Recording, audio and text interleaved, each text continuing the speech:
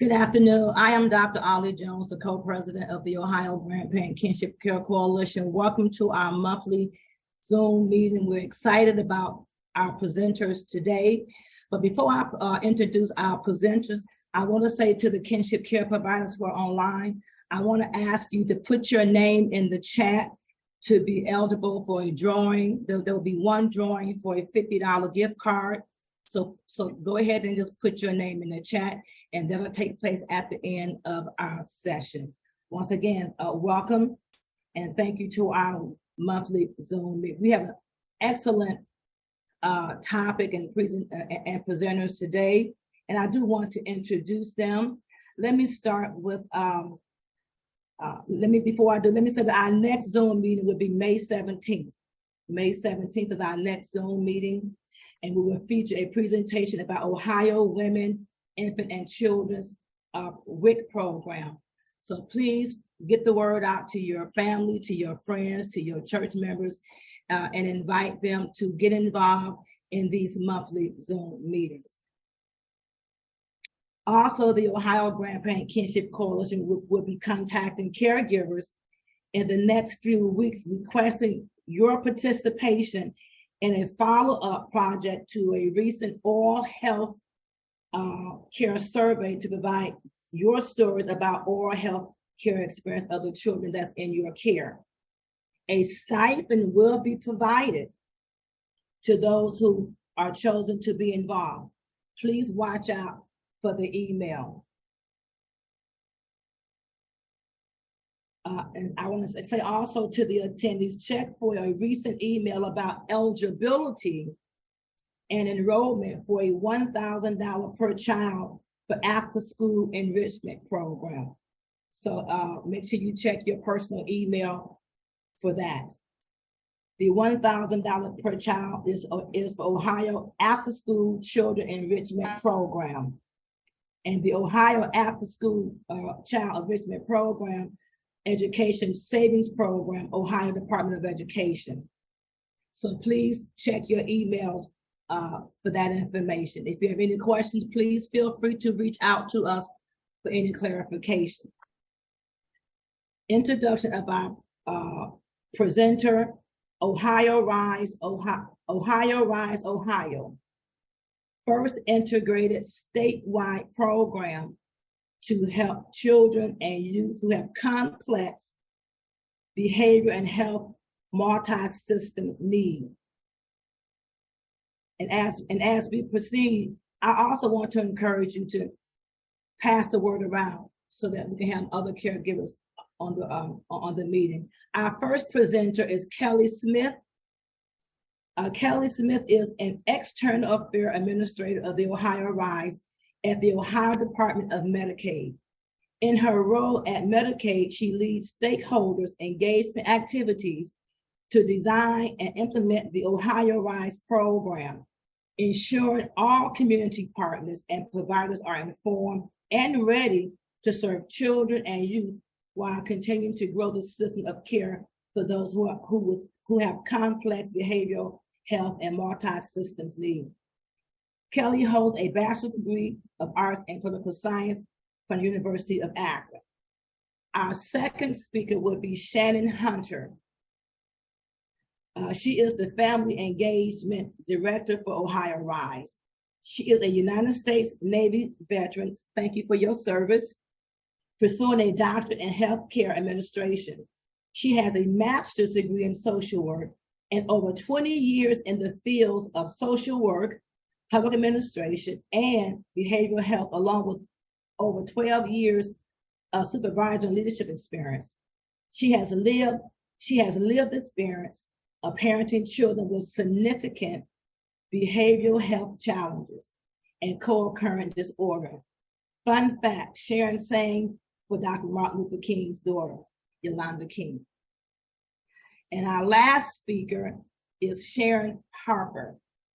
Retired 5 years ago to garden, never planning to raise grandchildren, know the feeling. She and her husband, Don, have had their 14-year-old grandson, I think it's Jaden, weekly since birth.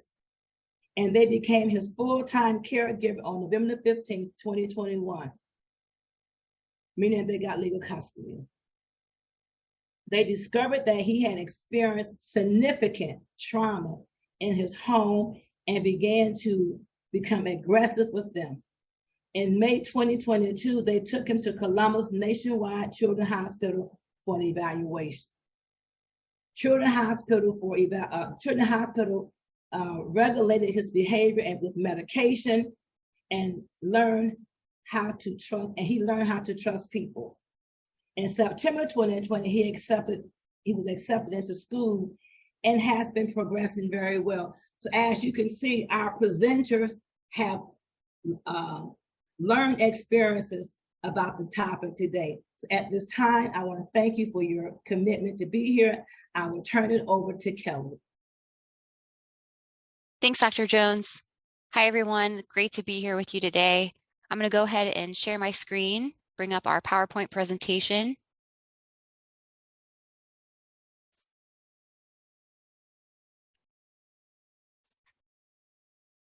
All right. Does that look okay? Yes, looks fine. Okay, wonderful. All right, so as Dr. Jones mentioned, our topic for today is called OhioRISE. It's a brand new Medicaid program, just started last July, and it's called OhioRISE. And the RISE in OhioRISE stands for Resilience Through Integrated Systems and Excellence.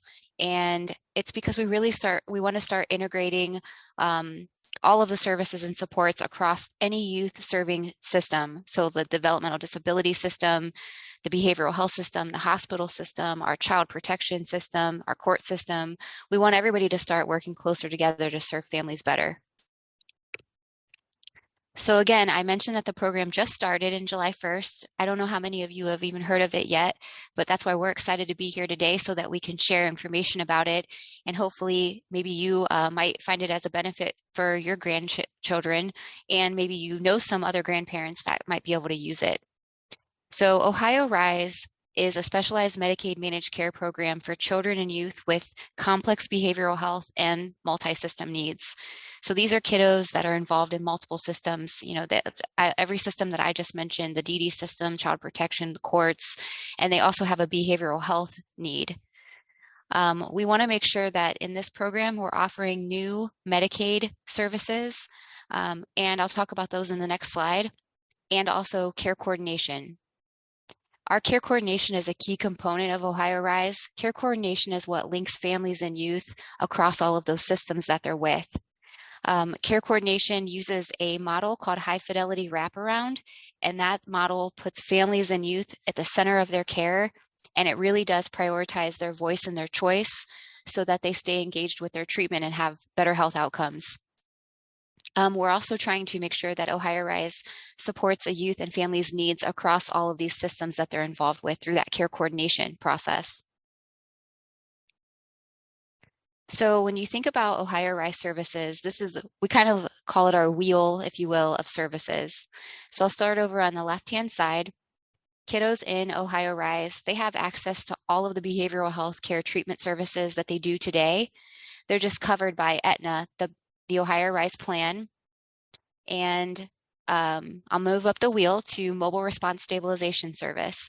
So this is we call MRSS for short, but this is a crisis service.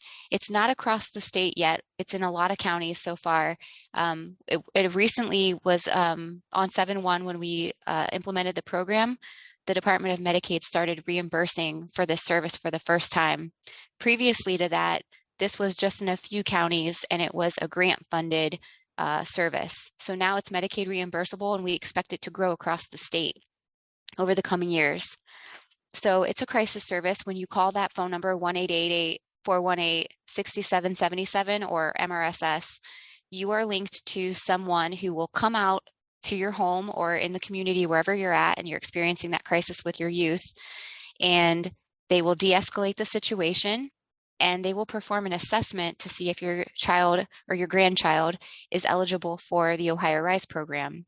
And then for the next 6 weeks, they work with you to make sure that you're linked to all of the services that you need. So that's our crisis line. And then we have care coordination, which I mentioned. This is a key component of OhioRISE. So when a youth is enrolled into the program, they are given a tier of care coordination: limited, moderate, or intensive care coordination. And we'll talk more about that care coordination piece in a few slides. Another service available to youth in OhioRISE is called Intensive Home-Based Treatment, or IHBT. This is a very intensive service. It's several days a week for several hours each day. It really does help with daily behavioral health functioning. This is also something that's available across the state, but not in every county just yet. So we're hoping to build that. And then we have a new service that's coming online called Psychiatric Residential Treatment Facility, or a PRTF. So right now when kids are placed, they have a placement in a residential facility. That's one thing. And then there's this other level of care. It's a higher level of care. It's an inpatient stay, almost like a hospital setting. It's just a step down from a hospital setting. And it's for acute behavioral health needs. And right now, there's about 140 kids being served outside of Ohio in a PRTF because we don't have these psychiatric residential treatment facilities in Ohio yet. So OhioRISE, what we're doing is we are trying to make sure that we have these psychiatric treatment facilities in state so that families can be closer to their children. And then the next couple of services that I want to mention: when a kid is enrolled in OhioRISE, they have access to a respite service, which gives families a break. And it also helps to support that family so that they stay together in their home rather than placing that kid out of home. And then flexible dollars, we call them flexible funds. These are $1,500 that follow a kid for the year. And these funds can pay for things that aren't typically covered by Medicaid. So you can usually get them for almost anything. Some kiddos have requested that they want to join a baseball league in their community, so it can pay for registration fees, it can pay for a bat or a mitt. Some kids are interested in music, and so they can pay for lessons, or it could pay for a musical instrument. Some families have requested the parents need more parent training or grandparent training. Others have asked for wardrobe replacement because maybe that kiddo needs some more new clothes to go to school and feel confident. So we've heard a lot of different ways that this funding can be utilized, and it just helps that kid feel more supported in the community and keeps them well. And then on top of our OhioRISE program, we also have a waiver. It's an OhioRISE waiver, and these are for kids that have even more significant needs. They have to show that they do need one of those 3 services that are listed there. They have to have a serious emotional disturbance, and they also have to have an inpatient psychiatric level of care need. So they don't have to be inpatient, but they have to show that they would need that kind of level of care. And there's also some different income eligibility standards for the waiver. So I talked about the goal of the program to serve kids that have complex behavioral health needs. And I talked about what the services are that are new. They still have access to everything in Medicaid. They just have access to a few more services that were listed on that slide. And then now I want to talk to you about eligibility. So who's eligible for the program? These are youth who are 0 through 20 at the time of enrollment. They have to be Medicaid eligible, so they can be straight Medicaid, which is called fee-for-service, or they could be in a managed care program. So you might recognize CareSource or Buckeye or Molina as a managed care plan. So as long as they have one of those entities, you already know that they're on Medicaid, and then they can also enroll into OhioRISE if they have a significant behavioral health need. They can also have a waiver. So some kids have a waiver from the Department of Developmental Disabilities. So those intellectual developmental disability waivers, the Ohio home care waiver, the self waiver. But the key component to being eligible for OhioRISE is having that significant and intensive behavioral health treatment need. So these kids have to have that behavioral health need. They also will get an assessment. That's how it's determined. And this assessment is called the Child and Adolescent Needs and Strengths, or the CANS assessment. There's 2 additional ways that kids get enrolled into the program, and it actually happens automatically. And that's if they have an inpatient stay in a hospital for mental illness or substance use disorder, or if they have an inpatient stay in the psychiatric residential treatment facility.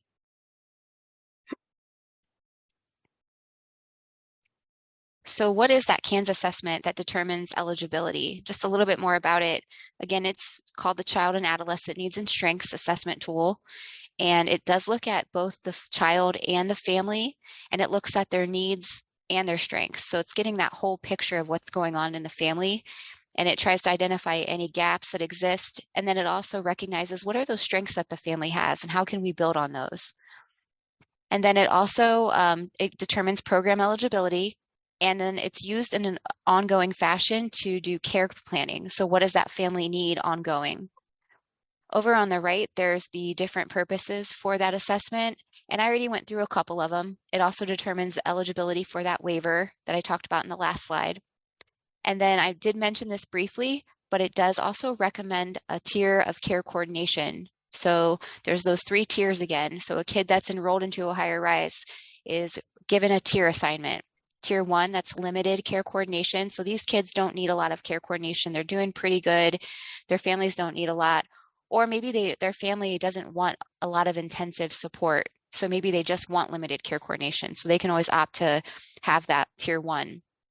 And then there's also tier 2 and 3, and this is moderate and intensive care coordination. So these kids need more frequent meetings and more care coordination services available to them.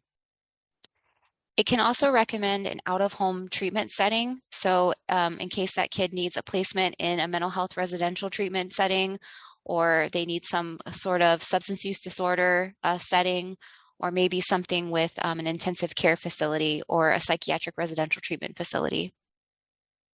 Kelly, there's a question from Cassia about the hospitalization requirement. She wants to know if there's a length of stay requirement that would apply to that. Nope, no requirement there. Thank you. You're welcome. Thanks for finding that question for me, because I missed it. And I'm going to pause actually if there's any other questions, I'll recap and then we can see if anybody has questions. So we just heard that what the goals of the program are to serve kids with behavioral health needs, 0 through 20 at the time of enrollment, and they're determined eligible using that CANS assessment. And then I talked about the different services that are available in the program, but that they'll also still have access to all of their other Medicaid services. Is there any questions before I move on to care coordination and the care management entities?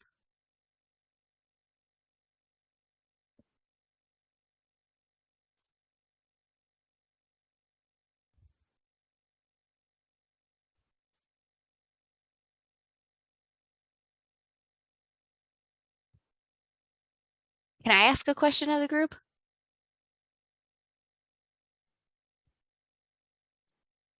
Go right ahead. I just wondered, had anybody heard of OhioRISE before today?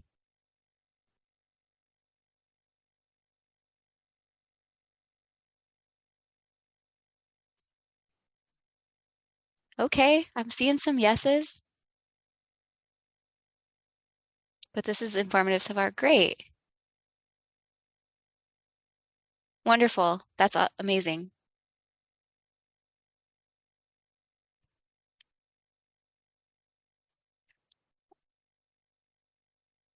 And Frank said no, a couple of no's and a lot of yeses. Wonderful. All right, I'm going to go ahead and move on to our care management entities who deliver care coordination. So part of OhioRISE is the care coordination piece. That's how we link families to services that they need and supports. So imagine you have this person, they're called a care coordinator, and they are by your side. They're by your side as a grandparent and for your grandchild. And you talk to them and you tell them whatever it is that you need. I can't help get Susie up for school in the morning. I can't get my kiddo to stop being on social media. I'm working with the DD system, but I need help with certain things that they're telling me to do. That's what care coordination is all about. They are helping you. They're navigating the systems with you. They're helping you whatever's going on in the home, all the way to whatever's going on with different organizations that you're already working with, like the court system or the DD system or the school system. They can help you. They can advocate for you. And so they're working with those other systems along with you, and they put you at the center and what your needs are. And these care coordinators that are helping you and walking alongside you, they work at what's called a care management entity. These are brand new. We set them up with the OhioRISE program. So what's a care management entity? There's 20 of them now across the state. So there should be one close to your house. They serve sometimes multiple counties, and in some of the metropolitan areas, there's more than one in these metropolitan areas. And I'll show you that slide in a moment. But these are really a go-to place for families and for providers and other community partners, like those caseworkers in the child protection system, probation officers, school teachers. They can all utilize the care management entity for working with a family. A care management entity has two primary responsibilities. They deliver that care coordination I was talking about using that wraparound model that puts the family and the youth at the center. And then they also have to work to build community resources, because we know some parts of the state have a lot of resources to offer. And we know other parts of the state right now still need a lot more services. So they really need to try to grow their services with other community partners and have those kinds of conversations in their communities. And I think there might be a question. And it just says GALS ? And I don't remember. I feel like that might be an acronym for something. Guardian ad litem. Oh, yes, they can work with guardian ad litem too, definitely. And if you know of any that we should reach out to, let us know. To inform them about OhioRISE, by the way. So when I talked about care coordination, this is like the image that I want you to stick with you. So this is what it could look like. So that wraparound care coordination, this is what it looks like. You put the family and the youth at the center. This is what the care coordinator's job is that works at the care management entity. They put that family at the center. They talk to them. They find out, they've done the CANS assessment. They know what's going on in the home. And they find out, okay, so who else are you involved with? Are you involved with the child protection system, the developmental disability system? Does your kiddo have physical health care needs, behavioral health care needs? Are they already working with a provider? What about the juvenile justice system? What's going on at school? Do they have an IEP? And then they can also ask the family, like, who else is involved with this child's life that's like a strong leader or a mentor? Is it a coach? Is it a neighbor? Is it an uncle or an aunt, cousin? And you can bring those folks together. And this is what they do. They put together a child and family team. So it can be any number of people that are involved in that youth's life. And that care coordinator brings them together, and they start to have those conversations about meeting requirements from that system. So we all know that child protection system has certain requirements and mandates that they have to go by. And so they're telling the families that, they should be doing this, they should be doing that. We know that the developmental disability system has different things. Behavioral health care, they have caseworkers that tell families what to do. Well, what this care coordinator is doing is they're going to bring everyone together and try to determine one plan for that family, instead of that family having multiple plans and no one really talking to each other from these different systems. So it's about bringing everyone together to the table around that family and with that family, not separate. It's always together, and to develop one coordinated plan so everyone knows what's going on and knows the expectations for that family so that they can do better and not get lost along the way. Again, these are those tiers of care coordination I've mentioned a couple times. So when that kid's enrolled, they get that CANS assessment. The assessment recommends which tier of care coordination they should get.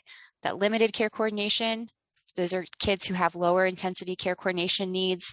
This is delivered by Aetna, the OhioRISE plan. This is that Medicaid managed care plan like CareSource or Buckeye or Molina, but it's Aetna. And that's who will deliver the OhioRISE services and care coordination. And then we also have moderate care coordination and intensive care coordination. And those are for the kiddos that need more help. And this is delivered by those care management entities that I was talking about in the last couple of slides. So how do you get connected? That's probably the question of the day. And this is what we want you to share with other grandparents and just families in general that you know of who have kids with behavioral health needs. So here's a map of our different geographic areas where there are care management entities. So there's 20 different geographic areas across the state. So you're probably looking at finding your county right now and seeing who yours is.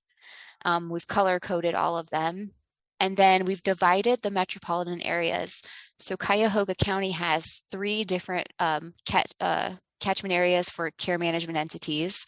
And those are Ohio Guidestone serving the west side of Cleveland, Positive Education Program or PEP Connections in central Cuyahoga, and then Ravenwood Health that serves east of Cuyahoga.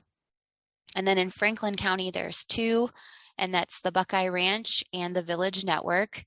And in Hamilton County, there's 2, and one of them is called Lighthouse Youth Services, and the other is Cincinnati Children's Health Fine, which is a part of the hospital system there. So if you're thinking about this program might be able to benefit you or someone you know, you'll want to share this slide with them too. For the last slide, they'll want to be able to locate which care management entity is theirs. And then they'll go to this slide and then they'll find, okay, now I know who it is. And then this is a link to a portal where they can fill out some information that's like a form for them to get that CANS assessment done. That assessment determines eligibility for the program. And then this is their email address. So if you don't want to fill out the form, you could just contact somebody through email, or if you like to pick up the phone, you can just call them. And then say you're in Cuyahoga County or Hamilton and you're like, well, I don't know if, what if I'm right on the border of East and West? How do I know?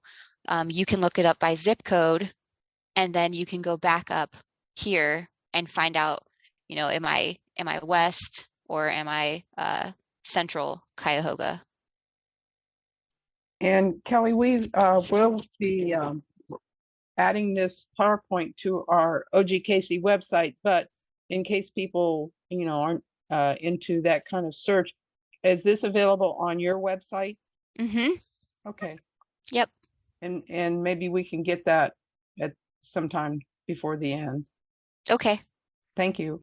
You're welcome. Okay, and then not to make it more complex or confuse anyone, but so you could just reach right out to your care management entity and get that CANS assessment done. Or there's one other way, because there's no wrong door to do things. You can call, if you're on Medicaid already, you can call your Medicaid managed care plan, and you can contact them through email or phone, and you can get a CANS assessment scheduled that way too. And they'll find someone in the community to perform the CANS assessment. And it might be your CME, but it might not be. So for example, if you have I'll pick Melina. So you already know your youth, that your grandchild has Melina. You looked at their ID card and it says Melina on there. You just pick up the phone and call them, and then you'd have to listen to some prompts, I'm sure. And then you would find the one that says OhioRISE CANS assessment. And they are required to set up the CANS assessment within 3 days and have the whole thing completed within 10 days. If you want to reach out to Medicaid, if your kiddo is on fee-for-service straight Medicaid, that means they don't have a managed care plan. They just have Medicaid itself. It's a little bit different than having a managed care plan. It means that providers bill the Department of Medicaid directly. So we have a Medicaid consumer hotline you can call and get that CANS assessment scheduled, or you can contact Aetna, the OhioRISE plan. They have a member services phone number. So all of these different opportunities to reach out and get a CANS assessment to determine OhioRISE eligibility on these last few slides. All right, I'm going to turn it over to Shannon Hunter and Sharon Harper. Your names are similar. I just noticed that, to talk about the Member and Family Advisory Council. And I guess should I pause and see if there's other questions?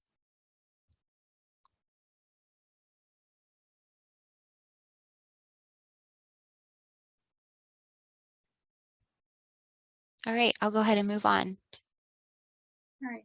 Thanks, Kelly, for that great information. And thank you, Dr. Jones and Barbara, for the invite, and everyone on the call. Very grateful for your advocacy and all that you do for the folks that we love, which is our family, our members, and ensuring that they get what they need, the services at the right place at the right time and the right duration. I'm Shannon Hunter. I'm the Family Engagement Director for OhioRISE. And like the slide states, in order for me to have taken this position, I had to have that lived experience. I am a mother of 4, and I have children that have behavioral health needs, mental health needs, as well as educational needs. And so I'm definitely vested when it comes to working in this field and dealing with our MSY, our multi-system youth. So that's where my passion and my heart is. And so for this position, I partner with the youth and the families, and I collaborate with the stakeholders, folks like you all on the call, our care management entities, our CMEs, our hospitals, our schools, just to ensure that we're focusing on the family's voice and choice, and ensuring that's wrapped around everything we do at OhioRISE and in everything that we touch within our system, because you're the reason, the family and the members are the reason why we do what we do. And we want to ensure that we're listening to what they have to say, because they're the expert. You are the subject matter expert in your life and in your family's life, your grandchild's life. So we want to ensure that is in the forefront of everything we do. I provide leadership to the Family Advisory Council. Actually, they provide that leadership to me because they ensure that I provide everything that is not working well within OhioRISE for our partners at Ohio Department of Medicaid, which includes my partnership with Kelly, who you heard from earlier. Right now, I'd like to introduce to you a phenomenal advisory council grandparent who will share her story about her love, like all of you, for your grandchild, your family member who's dealing with just trying to work through the system. And she is well-versed, well-spoken, that lived experience and that passion. And hopefully that will spread out to you guys. I'm going to put my information in the chat.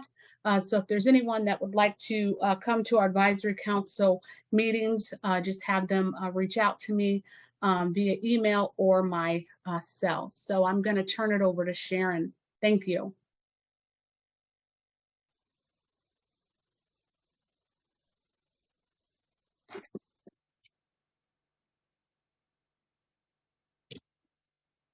Good afternoon, everyone. And I want to thank Dr. Jones, Shannon, and Kelly for inviting me to talk about my experience with our grandchild. My husband, Don, and I have always been involved in our grandson, Jaden's life. On November 13th, 2021, our son, Robert, was told by Jaden's mom not to bring him back after his weekend visitation. On November 15th, 2021, Don and I became full-time caregivers of Jaden. In the past, we were always told that Jaden received all his services he needed. We found out very quickly that was not true. Jaden had no services, was removed from school 2 years earlier, and suffered trauma. We got busy compiling a list for Jaden's needs. In December, I started making phone calls to get help for Jaden. In the hundreds of phone calls I made over the next few months, I only received a 10% callback, and half of them could not help because Jaden was already 14. January 2022, Jaden started to become very aggressive with us. I was in contact with his psychiatrist to see what we could do. She prescribed one medication after another. Because this was behavioral, none of the medications were going to help.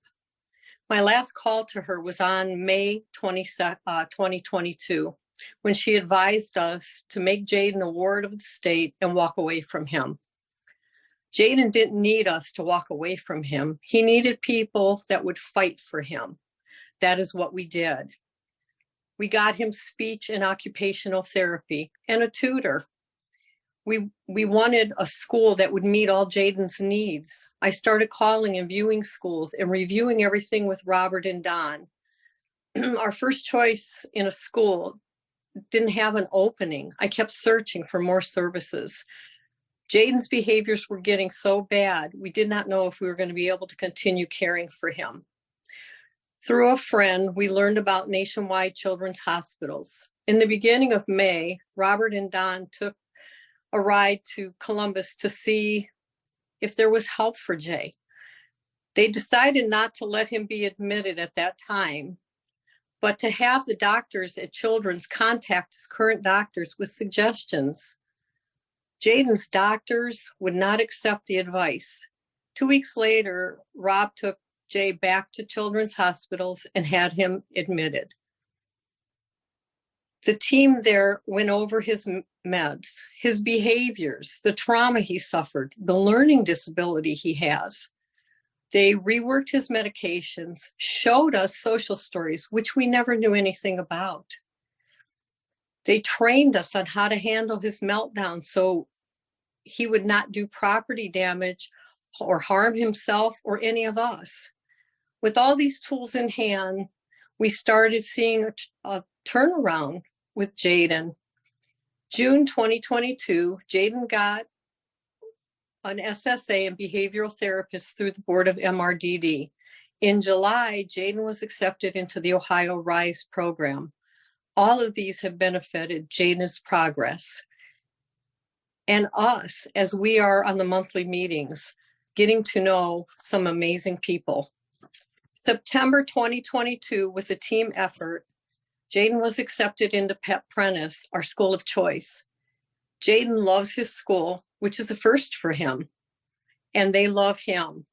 After being there 1 month, we really started seeing an improvement. And of course, Jaden still has his tutor who started him on the journey of loving school.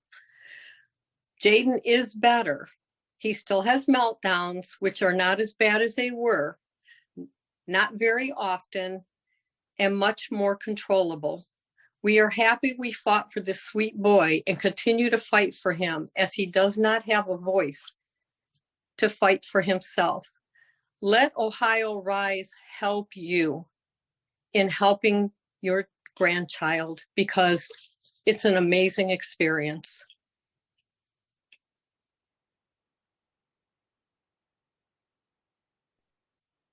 Wow. Thank you so much, Sharon, for that phenomenal story.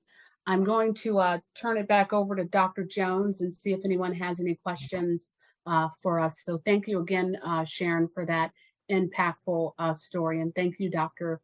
Jones.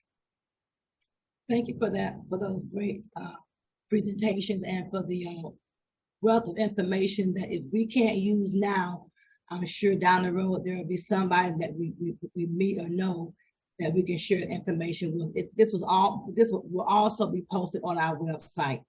Are there any questions for our speakers? I have a question. My name's Rhea Anderson, and I'm a kinship mother of a child who's on OhioRISE Tier 1. Is OhioRISE, and I'm in Montgomery County, to find more mental health for these kids? It feels like Montgomery County is almost a desert. I'm on multiple year-long wait lists, and his psychiatrist has recommended mental health therapy, but literally there's no openings. And so I'm kind of feel stuck because he's on OhioRISE, but we're still not getting help. Yeah, I can take that. So OhioRISE does want to lift up more capacity for behavioral health care services. We're trying to do that with our specific mental health care services like IHBT, MRSS, and respite.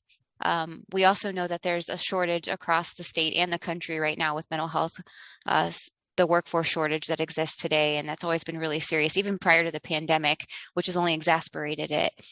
This isn't just something that the Department of Medicaid is working on. It's also in collaboration with the governor's office and other partner agencies like the Department of Mental Health and Addiction Services. So I think a lot of folks are it's well known that these are things that these families need, and the only way that all of it's going to work is if there are services too, not just the care coordination piece that really helps. We know that there's a lot of wait lists going on out there. And like I mentioned earlier, part of the goal with our care management entities is to build up those services and have those conversations and find creative ways to help families as they link them to services. So no, thank you for sharing that. I know that that's really important. Yeah, because it's just, he's been put out of respite. His respite hours have been cut because of his behavior, which leaves me stranded and does no good. So it's like respite is not even, I don't even have that anymore. That was the one thing I was getting, and now I don't have that because there are not enough respite services, and the respite he was going to that's approved through OhioRISE doesn't want him. So Rhea, if how you could old is just, he? oh, I'm sorry. How old is your son? he's 5. He's going to be 6 in June. I was just going to say, Rhea, if you could just, and I put my email in the chat. If you could just send me an email off after this meeting, so we can connect, because you are Tier 1, which you're assigned to an Aetna care coordinator. I would love to, revisit this and then bring in the care coordinator supervisor to see if we can, try to work some magic. Everyone's, different, and we just need to ensure that we're listening to the family and ensuring we're providing, like I said earlier, the right service at the right time for the right duration. So if you could send that to me, and I can try to get us connected and have a meeting internally. Okay, and this is Shannon, correct? Yes, ma'am. Shannon Well, I Hunter. see all your information. I'll shoot you email. Thank you. Thank you, Rhea. Thanks, Shannon. I think that'll be really helpful.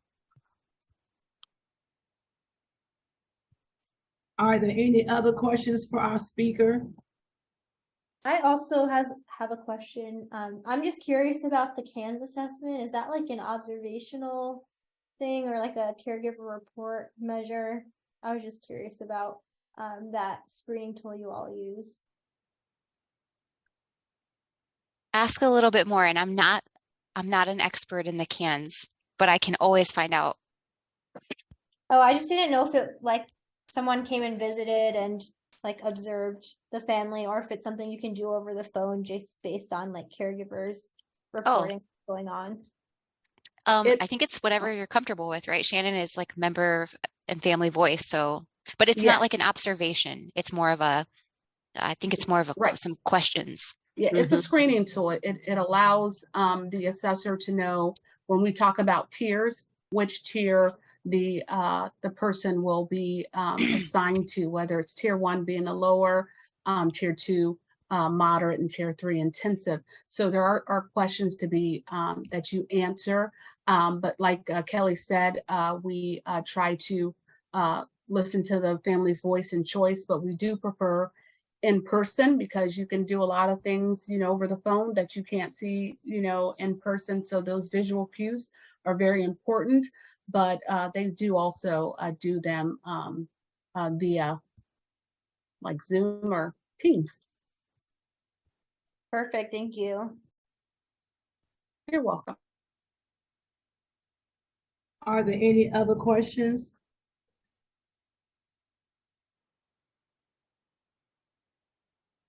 If not, I'm going to turn it over to Barb Turpin, and she will handle the gift card selection. Thank you, Dr. Jones, and thank you to all of our speakers and everybody that joined participating in the meeting today. And I think that it was very good information. It was excellent information. It was very good information that I didn't know, and I'm so glad that I ran across this program and was able to connect with the presenters and the individuals who have experienced working with the caregivers.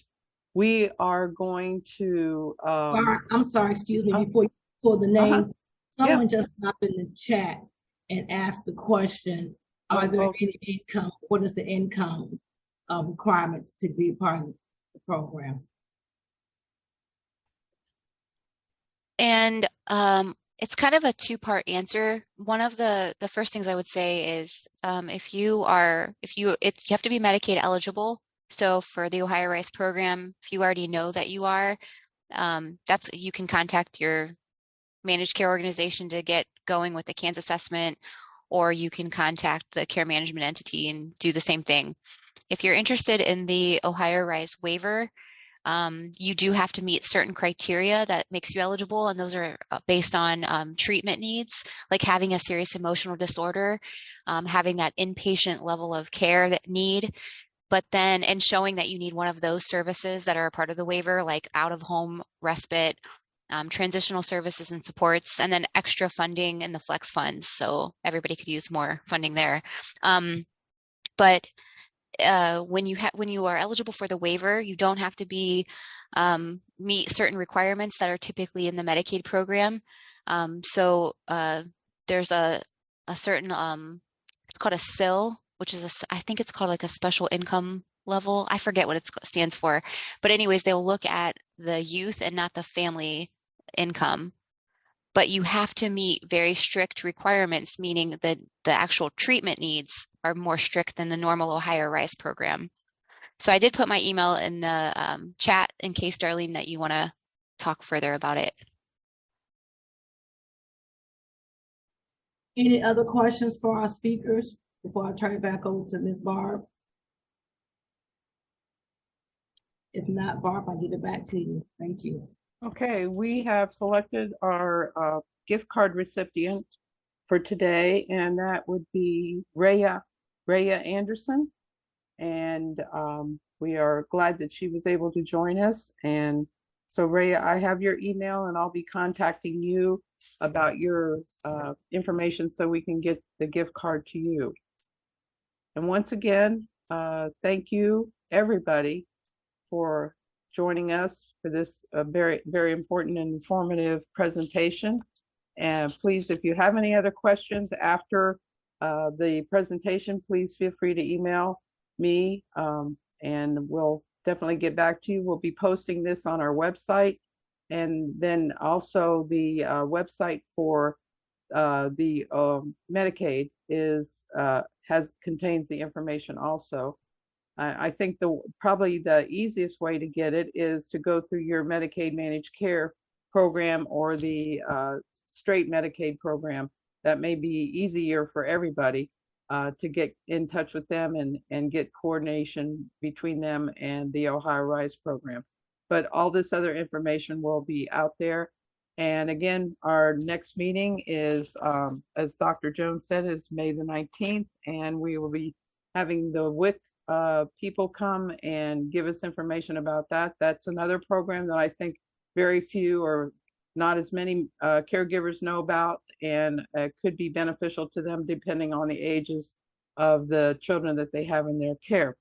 So we all hope that everybody has a wonderful day, and please go and enjoy your grandkids, and thanks to everybody else who is on the line. And everybody take care. Thank you. I have one question before you leave. Are you caregivers involved in the weekly support group that is facilitated by Angela? Do you attend those support groups? If not, I want to encourage you to get involved with those support groups. She does an excellent job with the caregivers. Oh, thank you, Dr. Ollie. I appreciate that. Yeah, if anyone's interested, I'll put my email in the chat, and you can feel free to email me or call me, and I'd be happy to get you involved. And I'll send the website as well. But we really do have a great group. So Raya, if you send me your email, then I'll be happy to reach out to you if that's easier. But thank you, Dr. Jones. You're very welcome. And the information about the meetings are also posted on the Ohio Grandparent Kinship Coalition website. if you just Google OGKC, we are at the top of the chain, and you can go to that website, and there are other resources on there, but Angela's support group is on there with the meeting dates and times and how to get in touch or join the meetings. And again, they are excellent meetings, and it's an excellent support group for anybody who just wants to have a way of letting people know that they're going through the same thing. So thank you. If there aren't any other questions or comment, have a wonderful rest of the day, and we'll see you next month. Thank you for coming.